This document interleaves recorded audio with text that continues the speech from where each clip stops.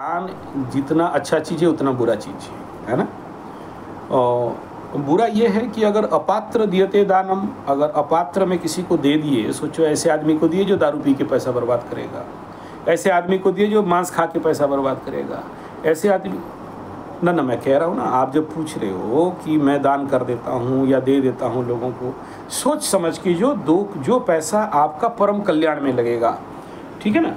तो परम कल्याण एक नंबर है कि जो ऐसे यज्ञ हवन हो, इससे बड़ा कल्याण और कुछ नहीं। हाँ, दूसरा गौ माता को, तीसरा है पेड़, ठीक है ना, पेड़ लगाने के लिए, और इन सबसे ऊपर है पानी का व्यवस्था करना, जल, ठीक है।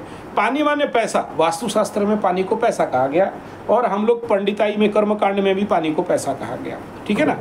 तो देखो, जितने बड़े बड़े लोगों का कुंडली हम लोग देखते हैं, चाहे, और जितने बड़े बड़ों का कुंडली में ना चंद्रमा को पानी कहा गया, और जिसके घर के आसपास जलाशय जितना बढ़िया है, शुद्ध जल, और जिसके ज़िंदगी में वो जितना ज़्यादा जलाशय बनाया है, मतलब बांध, पोखरा, कुआं, ऐसे जो बड़े जलाशय बनाए हैं, या जिनके घर के आसपास देखो, जिसके कुंडली में चंद्रमा अच्छा रहता है उनके घर के आसपास बड़े जलाशय रहते हैं। और हमारे देश के जितने बड़े सभ्यता बने हैं, जल के आसपास, नदी के आसपास, बड़े तालाब के आसपास, है कि नहीं। तो पानी अगर आपके पास है, यानी आप जिंदगी में कुछ किए नहीं किए, पानी का व्यवस्था कर दिए लोगों का, ठीक है ना, गाय का, जंगल का, पशु पक्षियों के लिए, तो आपके ज़िंदगी में धन का कमी नहीं होगा। देखो, बड़े बड़े बनिया मारवाड़ी लोग पियाऊ बनाते हैं, रेलवे स्टेशन में भी जाओगे, अमुक मारवाड़ी संघ पियाऊ, उसके नाम पे पियाऊ, है कि नहीं। ये जो पानी का व्यवस्था लोगों के लिए करते हैं, ये सबसे बड़ा मतलब तत्व है कि आपके ज़िंदगी में, हाँ, धन का कमी होने नहीं देगा, ठीक है। तो मैं भी कई वीडियो में बोला हूँ कि भाई देखो, इस धूप के महीना में जंगल के बहुत सारे पक्षी और जीव जंतु बिना पानी में मर जाते हैं। तो आपके आसपास ना, मेरे बात देखो, वाटर कूलर लगा दिए, आप अपने घर में छोटा सा जगह में पानी चिड़ियों को खिला दिए, चना दिला दिए, वो ठीक है, अच्छा है। मैं क्या कह रहा हूँ कि आप, हाँ, तो वो तो एक छोटा व्यवस्था है ना भाई, कि आप अपने प्याऊ लगा दिए, या घर के टंकी लगा दिए, या बाहर में देखो, जब से ये आरओ पानी आया, बोतल पानी आया, लोग और पानी देना भूल गए, है कि नहीं। आप कहीं भी शहर में जाओ और पानी के लिए एकदम तरस जाओगे, और गवर्नमेंट वाला पानी है जो कि आप पी नहीं सकते। तो आप अगर जिम्मेदारी लेके कहीं पर लोगों का पानी का व्यवस्था करा दिए, और पूरे जिम्मेदारी लेना है, या किसी मंदिर, मस्जिद, गिरजा, चर्च, जहाँ भी संभव हो, ये ये छोटा काम है, ये बहुत बड़ा काम नहीं है।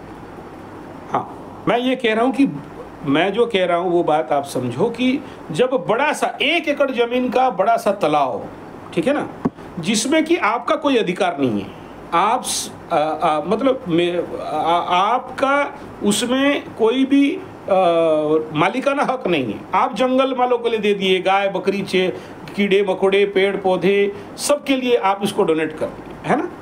तो अगर आपके पास कैपेसिटी है तो आपके गांव के आसपास भी करा सकते हो, नहीं तो हम लोग उसका व्यवस्था करते हैं, जंगल वाला ज़मीन में लेके, भाई आपके लिए पेड़ लग जाए, पानी का बड़ा सा तालाब खोद दो। ये इससे बड़ा और पुण्य नहीं हो सकता है, और इससे बड़ा रेमेडी कुछ नहीं हो सकता। तो अब मैं जितने ज़िंदगी में मतलब एस्ट्रोलॉजी को पढ़ा, वास्तु को पढ़ा, जानते हो सबसे बड़ा दुर्योग पितृदोष में बच्चा नहीं होना, बेटा बेटी नहीं होना, और ऐसे इससे बड़ा और दुर्योग कुछ नहीं हो सकता, है ना। दूसरा है श्रापित योग। हाँ, श्रापित योग, ऐसे कुछ योग हैं जिनका समाधान 2 ही है, मतलब शास्त्र में लिख दिया गया है, या एक फलदार पेड़ बना के समाज को या ब्राह्मण को संकल्प करके दान कर दो, गरीब ब्राह्मण देख के, या फिर प्याऊ तालाब किसी गौशाला में या किसी जंगल क्षेत्र में खुदवा दो, ताकि जंगल के जीव जंतुओं को सफिशिएंट पानी मिले। अच्छा, उसी से आपका किस्मत मतलब निर्धारित होता है। ऐसे ज़मीन में खोले जहाँ पे पानी नहीं रहता है, वो तो गड्ढा हो गया, पानी नहीं रहा। ऐसे ज़मीन खोजना जहाँ नीचे से पानी निकलता रहे, और वाटर कंजर्वेशन होकर स्टॉक होता रहे। आपका उसमें नाम पता नहीं हो, लेकिन वो आपका 100 जन्म तक का आपके लिए चंद्रमा को अच्छा कर देता है। चंद्रमा माने पानी बोलते हैं ना। और नहीं तो ऐसे समय, दोबारा क्या बोले, नहीं, ऐसा कुछ नहीं होता है। इस धरती में बहुत सारे लोक हैं, ठीक है ना। तो आप किसी भी लोक में जाके जन्म हो जाते हो, या धरती लोक में भी जन्म हो जाओ, मर्त लोक में जन्म हो जाओ, चाहे कहीं भी जन्म हो जाओ। हाँ, बहुत बहुत से लोग हैं, स्वलोक, भूलोक, भुवलोक, जनलोक, महलोक, तपलोक, कितने लोग पड़े हुए हैं। भूत जोनी, प्रेत जोनी, स्थावर जंगम, कितने सारे जोनी यहाँ पड़े हुए हैं कि नहीं। तो हाँ हाँ, होते हैं ना। आपका जितना अकल है, आप जितना लेवल पे आप समझे हो, उतना ही बात समझो, विश्वास करोगे।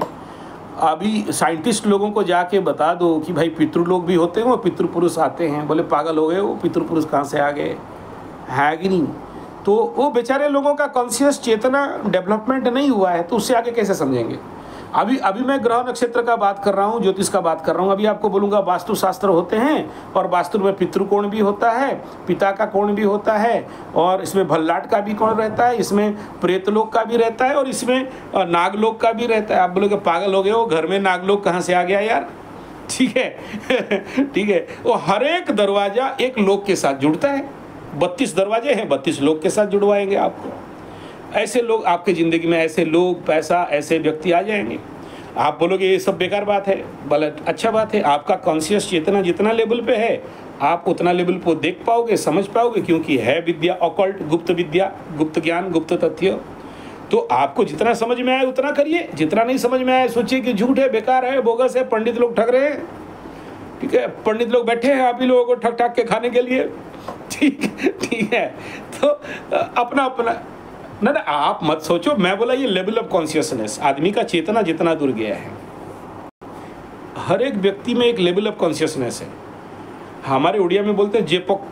हाँ, जो भी पूजा पाठ करवाते हैं ना, ये सब क्या है, जितना जप तप करते हैं, नहीं आप स्वयं करोगे तो आपका चेतना जगेगा, पंडित से कराओगे तो पंडित करेगा, उसका चेतना जगेगा, है कि नहीं।